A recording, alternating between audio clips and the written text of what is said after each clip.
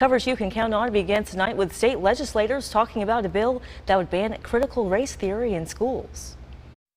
As the legislative session continues at the state capitol, some state lawmakers are opposing a bill that would ban critical race theory in schools. It really is just more of a restraint on speech. Some lawmakers say the bill is more about limiting freedom of speech than critical race theory. I would be hesitant if I was a teacher to teach history at all, quite frankly, especially when they start talking about racial history, because of all the kind of limitations that are on this particular bill. Proponents of critical race theory describe it as a discipline that seeks to understand how racism has shaped U.S. laws.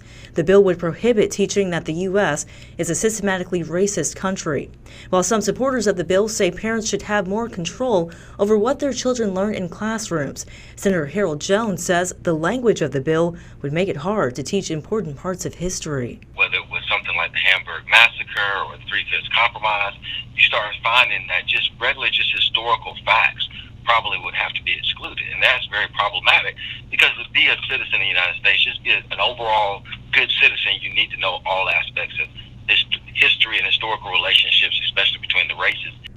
We reached out to Representative Brad Thomas, who sponsored the bill. We've not heard back yet. If passed, any school or district found to be in violation of the law could see 20% of its funding withheld by the State Board of Education. The next step for the bill is a hearing in the House Education Committee.